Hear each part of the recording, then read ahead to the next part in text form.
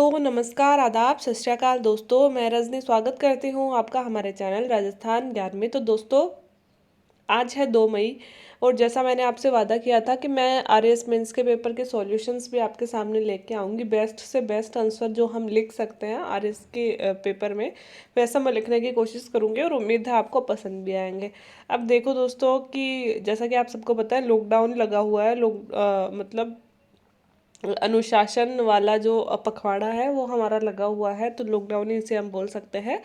और है क्या कि मार्केट में कोई भी शॉप खुली नहीं है, तो मैं इसका पीडीएफ नहीं निकलवा सकी पेपर का कि पीडीएफ प्रिंट आउट निकलवा लूँ इसका और प्रिंट आउट निकलवा के फिर उसमें आंसर लिख के दिखाऊं। सोचा तो ऐसा ही था कि कोई ना कोई शॉप तो खुली मिल ही जाएगी, बट नहीं मिल रही है। यहाँ पे बहुत सख्ती बढ़ती जा रही है दोस्तों, क्योंकि मतलब बहुत ज़्यादा जुर्माना वसूला जा रहा है जो भी कोई शॉप खुल रहा है। तो मिली नहीं, तो क्या किया जाए लॉकडाउन में घर बैठ के, या तो वेट कर लिया जाए या फिर कुछ क्रिएटिव कर लिया जाए। तो मैंने सोचा क्या हो गया, बैठे ही तो है, हाथ से लिख देते हैं, है ना। तो आप सब लोग प्लीज़ समझ लेना, राइटिंग ठीक ठाक ही आती है मेरी, इतनी बुरी भी नहीं आती कि समझ में नहीं आएगी। बहुत सुंदर तो नहीं आती लेकिन बुरी भी नहीं आती। और पेपर फर्स्ट का पूरा नहीं है दोस्तों, पूरा तो आपको पता है 40 पेजेस का पेपर आता है और मैं कॉपी में लिखती हूँ तो और भी ज़्यादा पेजेस हो जाते हैं। तो पेपर फर्स्ट की यूनिट फर्स्ट है। यूनिट फर्स्ट में के तीनों पार्ट ए बी और सी तीनों पार्ट हम डिस्कस करेंगे आज। यूनिट फर्स्ट 75 अंक की थी जो हमने देखा था, ठीक है। और बिल्कुल मैंने वैसे की वैसे ही लिखा है जैसा पेपर में लिखा हुआ होता है, और आंसर के लिए भी सेम उतनी ही लाइंस छोड़ी है जितनी पेपर में छोड़ी हुई होती है ना। और आंसर भी वैसा ही देने की कोशिश करिए जैसा कि हमें वहाँ पे लिखना है एग्जाम हॉल में बैठ के। तो बिना देरी के शुरू करते हैं। पेपर मैंने आपको दिखाई दिया था तो समझने में इतनी प्रॉब्लम होगी नहीं, वैसे आपको अच्छे से समझ में आ जाएगा। तो यूनिट फर्स्ट है दोस्तों, पार्ट ए, है ना। इसमें दिया गया है सभी प्रश्नों के उत्तर दे और निम्न प्रश्नों का उत्तर 15-15 शब्दों में दे और प्रत्येक प्रश्न 2 अंक का है, ठीक है। ये बात तो हमें पता है, देख ली थी। तो पहला ही क्वेश्चन है दोस्तों, 5 क्वेश्चन है, 2-2 नंबर का प्रत्येक क्वेश्चन है, 15-15 शब्दों में देने हैं। तो लगभग 1.5-2 लाइन में आंसर हमें देना है। एक लाइन में 10 तक शब्द आ सकते हैं, तो 10 शब्दों की हम एक लाइन मानते हैं। तो अगर 15 शब्द पूछे हैं तो 1.5-2 लाइन में देना है, तो 2-2.25 लाइन हम लिखते ही हैं। इतनी वहाँ पे खाली जगह होती है, जितनी खाली जगह पेपर में दी हुई थी सेम उतनी लाइन गिन के मैंने छोड़ी है सारे क्वेश्चंस में, 2 नंबर वाले में भी, 5 नंबर वाले में भी, 10 नंबर वाले में भी, ठीक है। तो शुरू करते हैं दोस्तों। प्राचीन भारत में किन 3 ग्रंथों को प्रस्थान त्रयी कहा जाता है। तो दोस्तों इसका आंसर है उपनिषद, ब्राह्मण सूत्र और भगवत गीता आदि तीनों ग्रंथों को मिलाकर प्रस्थान त्रयी की संख्या दी गई है, ठीक है। तो किस किस को, उपनिषद, ब्राह्मण सूत्र और भगवत गीता। दोस्तों इन क्वेश्चंस को आप याद भी कर लेना जो नए बच्चे भी हैं, क्योंकि क्या होता है कि ज़रूरी नहीं है कि एक बार मेंस में आ गया तो वापस से नहीं आएगा। इसी में कुछ थोड़ा सा चेंजेस करके भी कई बार क्वेश्चन डाल देते हैं, तो थोड़ा सा आप देख भी लेना, याद भी कर लेना। और जो मेंस में आ जाता है, मतलब सॉरी, जो आरएएस के एग्जाम में आ जाता है वो अन्य एग्जामों में आरपीएससी डाल ही देती है ना। तो अगर आप पटवारी दे रहे हो, स्कूल लेक्चरर दे रहे हो, कॉलेज लेक्चरर दे रहे हो, आरपीएससी के कोई भी एग्जाम दे रहे हो ना, तो उसमें भी आपको इनसे सहायता मिलेगी। तो दोस्तों 2 नंबर का क्वेश्चन है, हमें ज़्यादा झोलमोल यहाँ पे नहीं लिखना है, सिर्फ 2 लाइन्स में एकदम सटीक आंसर देना है। तो यही सटीक आंसर है कि उपनिषद, ब्राह्मण सूत्र, भगवत गीता, इन तीनों को ग्रंथों को मिला के प्रस्थान त्रयी की संख्या दी गई थी, ठीक है। अर्जुन की तपस्या प्रतिमा का संक्षिप्त वर्णन करो। अब दोस्तों ना तो प्रस्थान त्रयी आ रहा था एग्जाम में, कभी सुना ही नहीं था, ये मेंस बाद में ही सुना है, मेंस बाद में इसका सॉल्यूशन मिला ही नहीं था कई दिन तक, तो है ना। और ना ही अर्जुन की तपस्या आ रहा था। अब दोस्तों मुझे पता चला कि उन्होंने अर्जुन की तपस्या इसलिए दिया है कि जो चीन के जो राष्ट्रपति हैं ना, जो हमारी यात्रा पे आए थे, इंडिया की यात्रा पे आए थे, जब हमने संबंध सुधारने की कोशिश की थी चाइना के साथ में, तो हम उन्हें तमिलनाडु के कोई शहर था पुराना, अब मुझे याद नहीं आ रहा, वहाँ की यात्रा पे लेके गए थे उन्हें, है ना। तो वहाँ पे जो हमारे प्रधानमंत्री जी हैं वो उन्हें अर्जुन की तपस्या महाबलीपुरम, हाँ सॉरी, महाबलीपुरम में ही हम लेके गए थे। तो महाबलीपुरम ने हमने एक अनौपचारिक मीटिंग रखी थी चाइना के साथ में, ये बात है 2018 की, है ना। तो उस टाइम ये बहुत चर्चा में रही थी ये मीटिंग कि चीन के साथ संबंधों को सुधारने की कोशिश करी, और अनौपचारिक मीटिंग हमने बुलाई थी। हमारे जो पीएम है वो भी गए थे, मोदी जी भी वुहान में, और उनके जो राष्ट्रपति हैं शी जिनपिंग वो भी आए थे। 2018 की ये बात है। तो दोस्तों उन्होंने जब महाबलीपुरम के शहर उनको कराई थी जिनपिंग जी को, तो उन्होंने यह मूर्ति मतलब ये जगह है एक, है ना, ये जगह उनको दिखाई थी, वहाँ की यात्रा पे गए थे। अब दोस्तों मेंस में इतना वाइड सिलेबस होता है ना कि हम करंट से बहुत ज़्यादा अपडेट नहीं रह पाते हैं। डेली की न्यूज़ डिस्कशन बहुत कम देखते थे हम लोग, पेपर पढ़ते थे बट है ना उसके नोट्स नहीं तैयार करते थे। और क्या था कि जो जो वो मासिक पत्रिकाएं आती है ना, जर्नल आती है ना, वो ही पढ़ लेते थे। ठीक ठीक है, उसमें भी कहीं ना कहीं रह गया, इतनी छोटी सी बात पे ध्यान नहीं दिया और वो ही चीज़ मेंस में पूछ ली। अब हमें तो ये भी नहीं पता था, हमें ये लग रहा था ये हिस्ट्री का क्वेश्चन है, लेकिन हिस्ट्री का तो है ही है, साथ ही ये करंट का भी हो गया ना, क्योंकि इस जगह की यात्रा की थी। इसलिए मैं आपको बोलती हूँ अगर आप करंट से अपडेट है ना, तो ये मानिए कि औरों से आप एक लीड लेके चल रहे हैं, क्योंकि हर एक पेपर में मैंने आपको दिखाया भी है, बताया भी है, समझाया भी, हर एक पेपर में करंट से रिलेटेड क्वेश्चन ही वो बना रहे हैं, है ना। तो प्री में तो जैसे करंट है ही, स्पेशल लिखी हुई है, प्री में तो हेल्प करेगी, इंटरव्यू में ऑब्वियसली करेगी, इंटरव्यू में तो पूछते ही करंट से, लेकिन मेंस में भी करेगी, है ना। इसी का एग्जाम्पल है अर्जुन की तपस्या का प्रतिमा का संक्षिप्त उदाहरण दीजिए, तो यह महाबलीपुरम में स्थित अर्जुन पैनाश, इसे ही दोस्तों अर्जुन की तपस्या प्रतिमा की जो जगह है उसे ही अर्जुन पैनाश भी बोलते हैं। स्थित अर्जुन पैनाश जो 100 फीट ऊंचा है और 45 फीट लंबा है, जिसे गंगा अवतरण भी कहते हैं, इसका ही दूसरा नाम गंगा अवतरण भी है। यहाँ यह वह स्थान है जहाँ पे अर्जुन ने भगवान शिव का अस्त्र हासिल करने हेतु लंबी तपस्या की थी। तो दोस्तों एक दीवार जैसी कुछ बनी हुई है, उस पर बहुत सारी मूर्तियां बनी हुई है, जिसमें अर्जुन का पैनाश या फिर गंगा अवतरण या फिर अर्जुन की तपस्या की मूर्ति भी बोलते हैं। तो ये दोस्तों 2 लाइन में, अब मुझे पता है यहाँ पे 4 लाइन हो गई, आप अपनी तरफ से इसे और शॉर्ट कर सकते हो, लेकिन मुझे नहीं करना आया और शॉर्ट, लेकिन चल जाता है इतना कि जितनी जगह हमें दी हुई है उतनी जगह में भी हम क्वेश्चन कर देते हैं। ये एक एक लाइन मैंने एक्स्ट्रा छोड़ी है, ये वाली तो एक्स्ट्रा छोड़ी है कि ताकि आपको दूसरे पर्सन में अंतर दिखाई दे। बाकी पेपर में इतनी ही लाइन थी, ठीक है, तो उतनी लाइन में आ जाए क्वेश्चन तो भी ठीक है, बुरा नहीं है कि हमने सारी लाइन्स भर दी, चलता है इतना तो, ठीक है। आगे देखते हैं, विश्व वल्लभ ग्रंथ का संक्षिप्त विवरण दीजिए। तो दोस्तों विश्व वल्लभ ग्रंथ तो वैसे पढ़ा था हमने, तो महाराणा प्रताप के दरबारी कवि थे ना, कवि चक्रपाणि मिश्र। लेकिन एकदम से क्या होता है, बहुत याद तो आ रहा था कि यार विश्व वल्लभ ग्रंथ तो पढ़ा है, लेकिन एक कहाँ पढ़ा था नहीं याद आ पाता है ना। तो लेकिन अब तो कोई भी बच्चा नहीं भूलेगा, क्योंकि उसके बाद तो हर एक व्यक्ति जो महाराणा प्रताप पढ़ा रहा है स्पेशली चक्रपाणि पे ध्यान देता है, क्योंकि एक बार जो आरएएस के एग्जाम में क्वेश्चन आ गया सब उसे डिटेल में पढ़ाते हैं। तो चक्रपाणि मिश्र द्वारा रचित यह ग्रंथ था जो संस्कृत में लिखा गया है, और इसमें विज्ञान एंड तकनीकी पे जोर दिया गया, साइंस एंड टेक्नोलॉजी इसकी थीम थी दोस्तों, है ना। तो ये वो ग्रंथ था विश्व वल्लभ। ऐसे आप 2 लाइन्स के क्वेश्चन में बिल्कुल सटीक बात लिखनी है, कोई आपको राम कहानी यहाँ पे नहीं लिखनी है। अब ये 4th क्वेश्चन था दोस्तों, डूंगजी और जवाहर जी कौन थे, थोड़ा सा कट हो गया, तो यहाँ क्वेश्चन है डूंगजी और जवाहर जी कौन थे। तो सीधी सी लाइन में लिखना है, शेखावाटी के 2 लोक देवता है जो रिश्ते में चाचा भतीजा थे, तथा 1857 की क्रांति में शेखावाटी क्षेत्र में इनका मुख्य योगदान रहा, इसी कारण आगे चलकर वो लोक देवता के रूप में पूजे जाने लगे। ठीक है, आगे चलते हैं। 18वीं शताब्दी में यूरोपीय प्रबोधन को परिभाषित कीजिए। तो इसे हम बोलेंगे कि यूरोप में 1650 से 1780 तक के दशक की अवधि को प्रबोधन युग कहते हैं। इस युग में यूरोप के बौद्धिक वर्ग ने अंधविश्वास व तर्कहीन परंपराओं से हटकर तर्क, विश्लेषण और वैयक्तिक स्वतंत्रता पर जोर दिया। आप चाहें तो प्रबोधन की परिभाषा ये रट भी सकते हैं, इससे बेहतर प्रबोधन की परिभाषा कोई नहीं हो सकती। तो 2 लाइन में अगर हमें प्रबोधन समझाना हो तो ये बेस्ट आंसर होगा। ठीक है, अब 2-2 नंबर के 5 हो गए, अब 5-5 नंबर वाले 5 देखते हैं जो पार्ट बी में हमें मिलेंगे। ये है हमारा पार्ट बी। निम्न में से प्रत्येक प्रश्न का उत्तर 50-50 शब्दों में दे। अधिकतम अंक इसके दोस्तों 25 हैं, क्योंकि 5-5 नंबर के 5 अंक हैं और प्रत्येक प्रश्न 5 अंक का है। तो 50-50 शब्द मतलब अधिकतम 5-5 लाइन में देना है, ठीक है।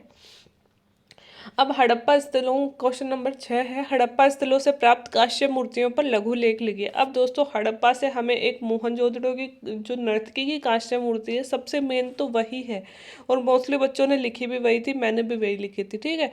बाकी तो हमने टप्पे से मारे थे ऐसे ही, और सही बताऊं तो मुझे बुक में भी कहीं इसका आंसर मिला नहीं है। अब ये जो 1-2 चीज़ें मिली है कि ऐसे आकृति बनी हुई है, तो ये मैंने गूगल से सर्च किया है, मुझे बुक्स में तो कहीं भी नहीं मिला, जो अपन बुक्स लगभग पढ़ते रहते हैं, कि और कौन सी कांस्य मूर्तियाँ थी इतनी ज़्यादा, तो इतनी ज़्यादा मिल नहीं पाई हैं। तो अगर आप नर्तकी की कांस्य की मूर्ति लिख रहे हो और इसके बारे में थोड़ी सी डिटेल दे रहे हो, तो मुझे लग रहा है इसमें भी ठीक ठाक से नंबर हमें मिल जाएंगे। एक दो मूर्तियों के नाम हम और दर्शा सकते हैं, तो वही मैंने यहाँ पे किया है कि हड़प्पा के मोहनजोदड़ो से नर्तकी की कांस्य की मूर्ति प्राप्त हुई है, जो सजावट से लगता है। दोस्तों ऐसे उस पर कहीं लिखा नहीं गया है कि ना ही डांस करते अवस्था में है ना, लेकिन इसकी सजावट से हमें लगता है कि इसका व्यवसाय नृत्य रहा होगा। इसके शरीर पे वस्त्र नहीं है, परंतु एक हाथ में ऊपर तक चूड़ियां है और दूसरा हाथ इसका खाली है, ठीक है, और शरीर पे इसके वस्त्र भी नहीं है और थोड़ी सी ऐसे टेढ़ी ये खड़ी हुई है, ठीक है। तो ये तो हमने नर्तकी के बारे में बता दी।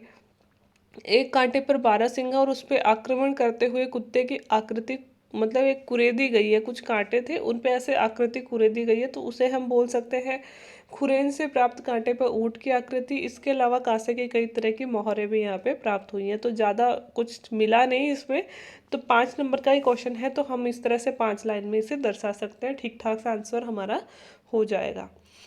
सातवां देखते हैं दोस्तों, भारतेंदु हरिश्चंद्र हिंदी साहित्य में आधुनिक प्रवृत्तियों के अग्रदूत थे, विवेचना कीजिए। अब दोस्तों भारतेंदु हरिश्चंद्र, ये क्वेश्चन जिनके हिंदी साहित्य रहा है उनको बड़ा शानदार आ रहा होगा, लेकिन जिन्होंने हिंदी साहित्य कभी नहीं पढ़ा उनको नहीं आ रहा होगा, कि हमने सिर्फ भारतेंदु हरिश्चंद्र पढ़ा और उनके एक दो शायद कभी बुक का नाम पढ़ा होगा, हमने कुछ ज़्यादा नहीं पढ़ा था इस पे, लेकिन दे देते हैं वो किसी भी सब्जेक्ट से, तो वैसे ही दे दिया। तो इसके बारे में सबने थोड़ा बना बना के से ही लिखा था, कि इसमें खुद ही दे दिया इन्होंने कि आधुनिक प्रवृत्तियों के अग्रदूत थे। तो अब आधुनिक प्रवृत्तियों के अग्रदूत थे, तो आधुनिक कवियों के जैसा ही कुछ काम किया होगा, है ना। तो हमने तो वैसे ही बना के लिखा था, लेकिन इसमें ये आएगा इसका आंसर कि भारतेंदु हरिश्चंद्र के योगदान को देखते हुए 1857 से 1900 तक का काल भारतेंदु युग कहलाता है ना, हिंदी साहित्य में भारतेंदु युग कहलाता है। भारतेंदु द्वारा रचित साहित्य में राष्ट्र प्रेम का भाव, जनवादी विचारधारा, हास्य व्यंग्य की प्रधानता, हास्य रखते हुए व्यंग्य करते थे, प्रकृति का वर्णन, छंद विधान को प्रधानता और भारतीय संस्कृति के गौरवगान आदि विशेषताओं के कारण इन्हें अग्रदूत कहा जाता है, ठीक है। तो अच्छा आंसर हो गया, और 5 लाइन में हम इससे ज़्यादा नहीं लिख सकते हैं। चाहे तो इसको थोड़ा सा छोटा करके एक दो इनकी रचनाओं का नाम भी हम यहाँ पर डाल सकते हैं, एग्जाम्पल ऐसे लगा के एक दो रचनाओं का नाम हम डाल देंगे, तो हमारा और अच्छा आंसर हो सकता है। अब दोस्तों, मोलेला कलाकारों द्वारा टेराकोटा वस्तुओं के निर्माण में प्रयुक्त विधि का वर्णन कीजिए। तो यह भी 5 नंबर का क्वेश्चन है। तो टेराकोटा वस्तु के निर्माण में किस तरह की विधि वो उपयोग करते हैं, ये हमें बतानी है। तो बुक्स में तो नहीं थी, आज तक तो नहीं थी, हो सकता है आगे छपने वाली बुक्स में इनकी विधि दे दी जाए, है ना। लक्ष्य में भी नहीं थी, बाकी छोटी मोटी गाइड्स में, तो अगर लक्ष्य में नहीं है तो उनमें तो होंगी ही नहीं। और वो जो राजस्थान अध्ययन है उसमें भी ऐसे ही, बस हमने इतना पढ़ा था कि मिट्टी से बनाई जाती है ये मूर्तियाँ, और मिट्टी को पकाया जाता है आग में, और फिर ऐसे कुछ सुखा के फिर ये मूर्तियाँ बनाई जाती हैं। तो हमने उसी को थोड़ा विस्तार करके लिखा था, गूगल सर्च किया तो इसका आंसर मिला कि कैसे वह बनता है। तो थोड़ा सा इसको हम इस तरह से लिख सकते हैं कि उदयपुर के राजसमंद के मोलेला गांव में कुम्हार जाति द्वारा मृण मूर्तियां बनाना, मृण मूर्तियां मतलब मिट्टी की मूर्तियां बनाना, टेराकोटा कहलाता है। मोलेला टेराकोटा आयताकार प्लेटें होती है, जो मिट्टी से बनाकर उच्च तापमान पर इन्हें पकाया जाता है। दोस्तों इनकी फोटो आप देख सकते हो गूगल पे सर्च करके, ऐसे आयताकार कुछ पट्टियाँ सी होती है, उन पे कुछ भी किसी भी भगवान की मूर्ति को ऐसे कुरेद दिया जाता है, जिसे बोलते हैं टेराकोटा, है ना।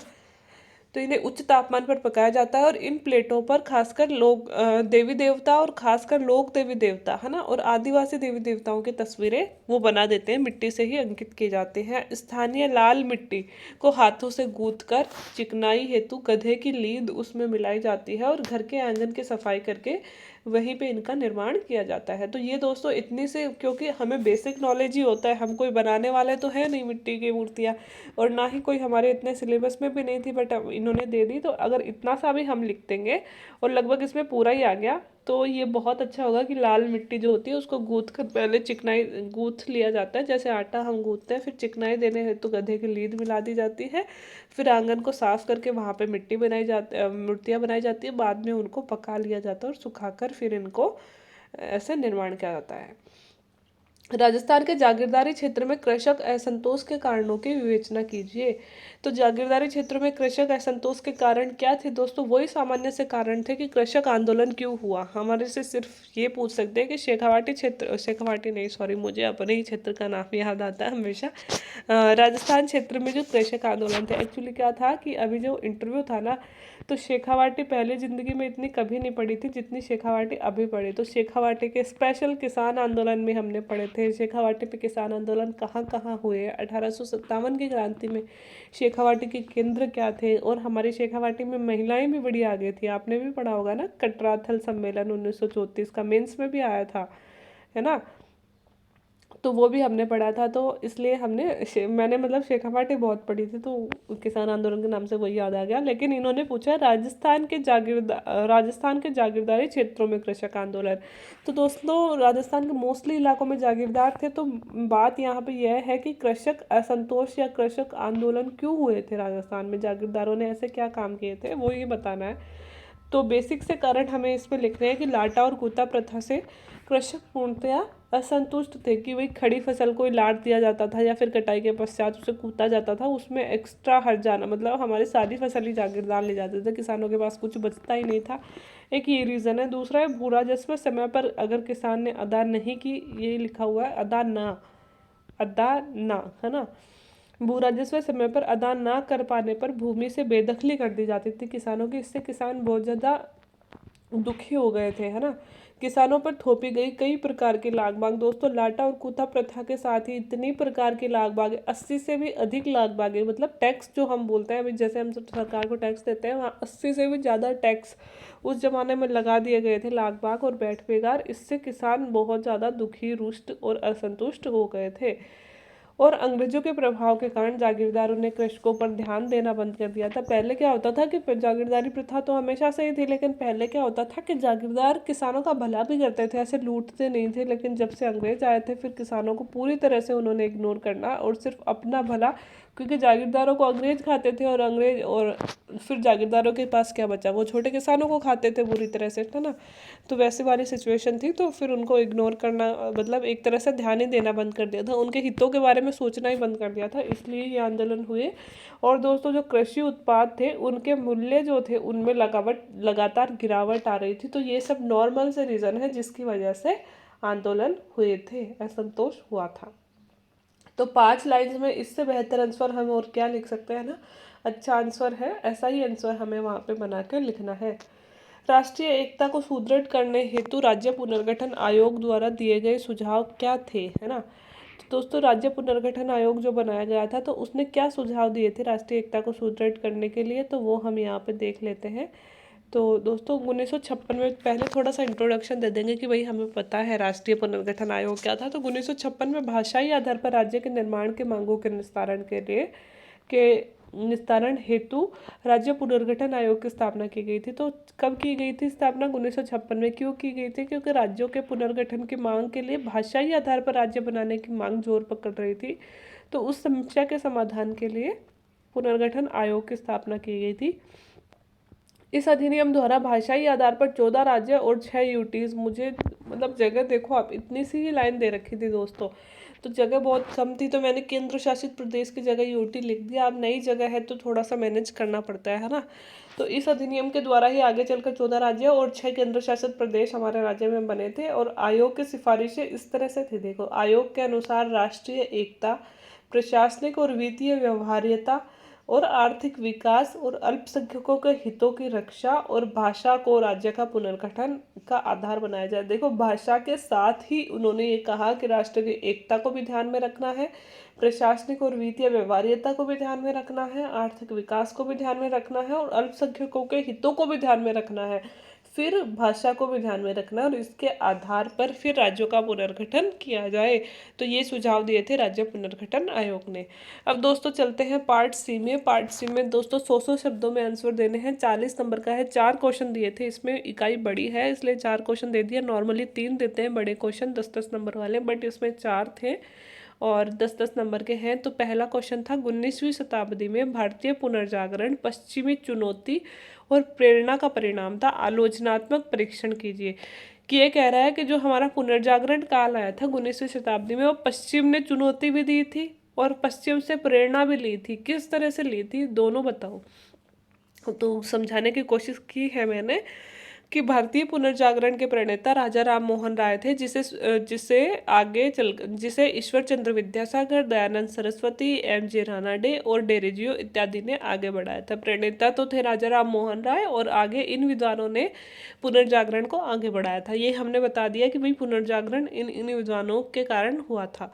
फिर 19वीं सदी में प्राचीन इतिहास की खोज की जा रही थी और पश्चिमी इतिहासकार भारतीय संस्कृति को निचले स्तर का बता रहे थे। जो देखो, राजा राम मोहन राय हैं, ईश्वर चंद्र विद्यासागर हैं, डेरिजियो जो थे, एक तरफ तो भारतीय संस्कृति का दोस्तों पुनः मतलब खोज कर रहे थे, पुराने ग्रंथों को ढूंढ ढूंढ के पढ़ रहे थे, उनकी महत्ता लोगों को बता रहे थे। दूसरी तरफ अंग्रेज हमको निकृष्ट से निकृष्टतम बता रहे थे, है ना। तो चुनौती हो गई ना कि अंग्रेज तो हमें बुरा बता रहे हैं, और हमारे जो विद्वान हैं जिन्होंने हमारी सभ्यता को हमारी संस्कृति का महत्व समझा, वो हमारे पुराने ग्रंथों की और फिर से लौट रहे हैं। जैसे कि दयानंद सरस्वती जी ने बोला था, वेदों की ओर लौटो, ठीक है। तो उस प्रकार से दयानंद सरस्वती और विवेकानंद जैसे समाज सुधारकों ने धार्मिक सुधारों के साथ भारतीय शिक्षा को भी आगे बढ़ाया। इन्होंने ना सिर्फ धार्मिक सुधारों पर जोर दिया दोस्तों, हमारे धर्म में कई तरह के जो खामियां आ गई थी, जाति प्रथा हो गया, है ना, छुआछूत हो गया, भेदभाव हो गया, ऊंच नीच हो गया, इन सब को दूर करने के साथ इन्होंने कहा कि शिक्षा ही एकमात्र रास्ता है जिससे हम समाज को अंग्रेजों के बराबर, अंग्रेजों से आगे ले जा सकते हैं। तो इन्होंने शिक्षा पर भी जोर दिया। इस प्रकार पश्चिम द्वारा भारतीय धर्म और संस्कृति की उपेक्षा को चुनौती देने के कारण खुद के धर्म में सुधार करने हेतु पुनर्जागरण आंदोलन हुआ। यहाँ तो हमने यह बता दिया कि पश्चिम ने भारतीय धर्म और संस्कृति को चुनौती दी, तो हमने खुद के धर्म में सुधार किया और पुनर्जागरण आंदोलन हम लेकर आए।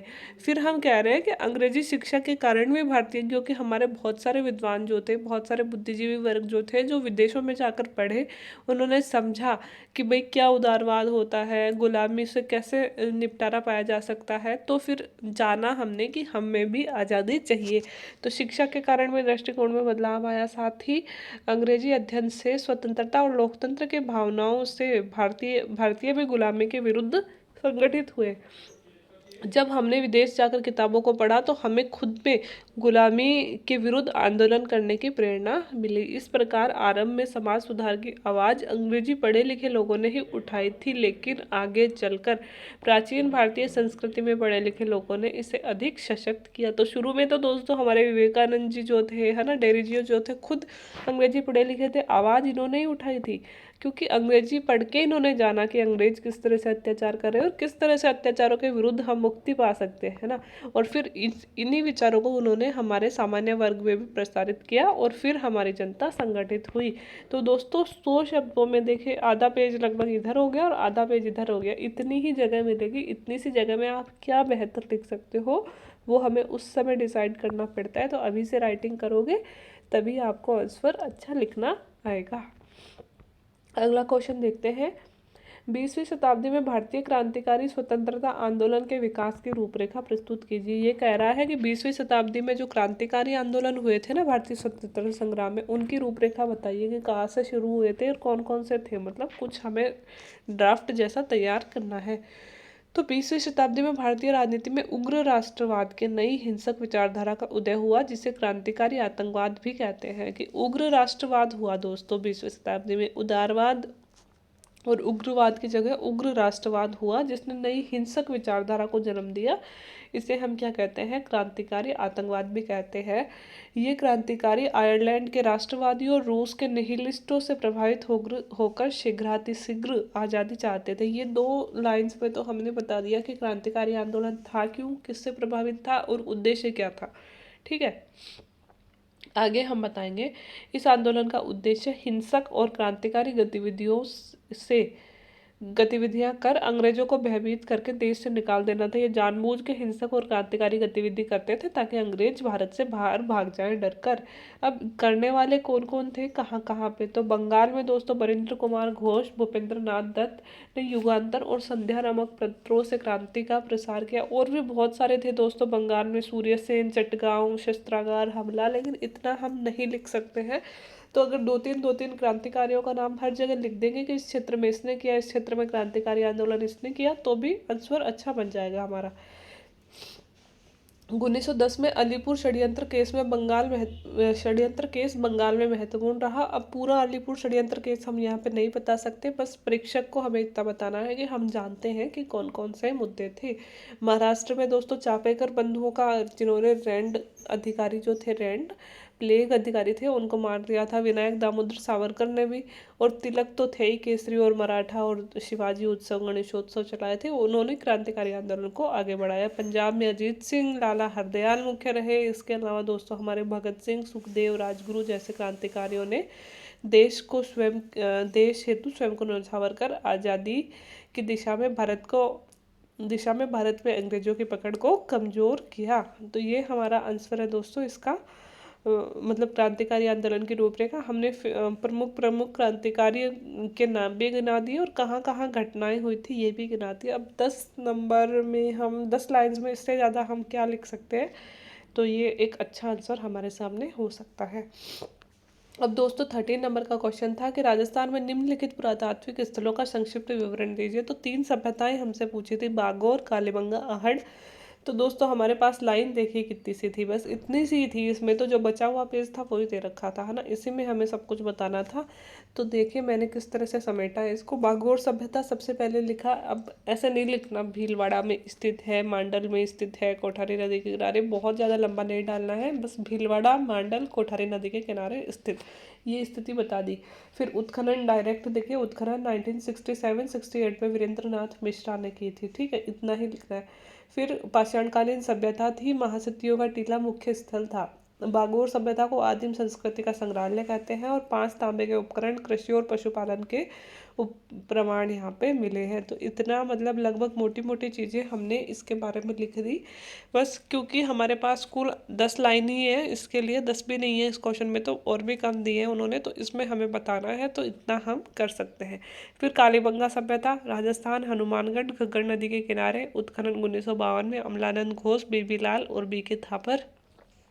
और दोस्तों बीबी लाल को इस बार पद्म श्री, पद्म विभूषण भी प्राप्त हुआ है। पद्म विभूषण सबसे बड़ा अवार्ड जो होता है पद्म अवार्डों में, वो भी प्राप्त हुआ है। तो बेबी लाल को आप और भी अच्छे से पढ़ लीजिएगा, क्योंकि इस बार क्वेश्चन बनने की संभावना है। और हमारे राजस्थान में, क्योंकि छोटा क्वेश्चन तो बन ही सकता है इससे, और बड़ा क्वेश्चन भी बन सकता है, क्योंकि हमारी कालीगंगा सभ्यता का उत्खनन करने वाले यही थे। तो इनको आप और भी स्पेशली पढ़ लेना थोड़ा सा। जो अयोध्या मंदिर है ना, ये जो विवाद चला था इतना बड़ा, उसका उत्खनन भी इन्होंने ही किया था, हमारी कालीबंगा का भी इन्होंने ही किया था। तो अपने आप में बहुत महत्वपूर्ण पर्सनैलिटी है थे।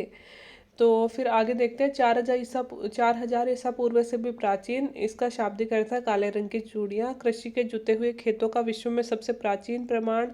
अग्निकुंड लिखना भूल गई दोस्तों मैं, अग्निकुंड भी है ना, यहाँ पे अग्निकुंड मिले हैं। तांबे की मूर्तियाँ, पत्थर के बाट, कांच, सीप और शंख निर्मित आभूषण यहाँ पे प्राप्त हुए हैं। ये कालीबंगा हो गया। फिर आहड़ के लिए तो मेरे पास में 3 ही लाइन बची थी।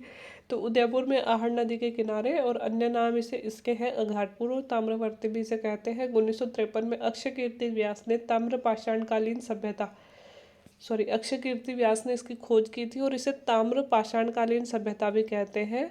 और ग्रामीण सभ्यता थी, मुख्य व्यवसाय कृषि और पशुपालन था। लाल और काले मृदभांड और बनासियन बुल यहाँ का फेमस रहा है, तो ये हम कह सकते हैं।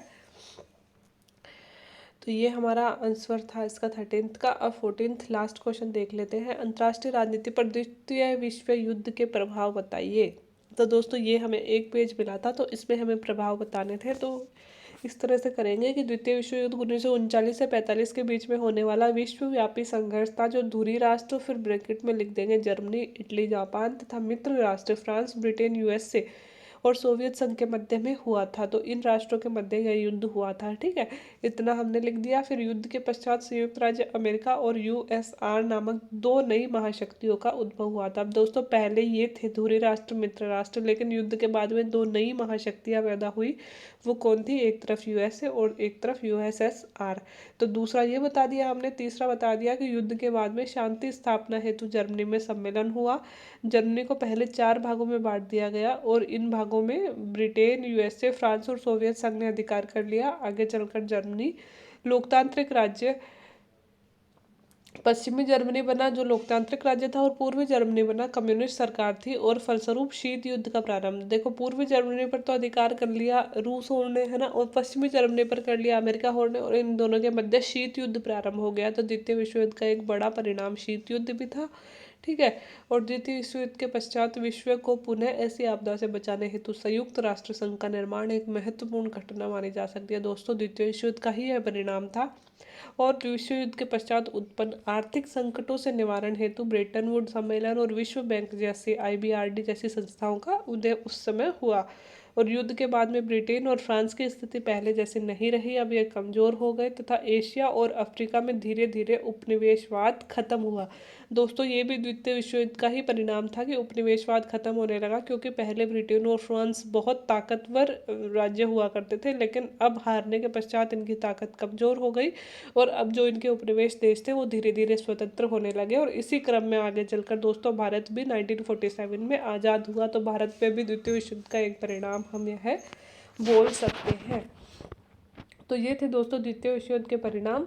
तो उम्मीद है दोस्तों पेपर डिस्कशन बहुत मेहनत लगी है। देखो, मैंने हाथ से सब कुछ लिखा है, तो अच्छा लगा हो तो please like share and subscribe my channel. And please दोस्तों शेयर भी कीजिए, बहुत कम लोग देख रहे हैं, तो मैं इतनी मेहनत कर रही हूँ तो थोड़ा सा अप्रिसिएशन तो बनता है ना।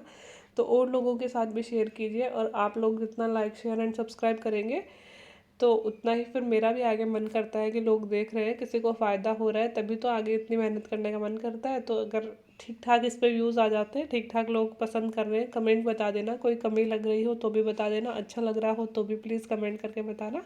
आगे मैं और सुधार करने की कोशिश करूँगी, और आगे इस तरह के सॉल्यूशन आपको चाहिए क्या बाकी बचे हुए पेपर्स के, और इसके भी पार्ट बी और पार्ट सी है, तो प्लीज़ कमेंट बॉक्स में कमेंट करके बताना। आपके कमेंट्स के अनुसार ही चैनल चलता रहेगा, क्योंकि आप कमेंट मतलब आप नहीं बताएंगे कि आपको अच्छा लग रहा है बुरा लग रहा है, तो फिर चलाने का कोई मतलब नहीं है। आपको पसंद आया है सॉल्यूशन तो ही आगे नए सॉल्यूशंस लाए जाएंगे। वीडियो देखने के लिए थैंक यू वेरी मच।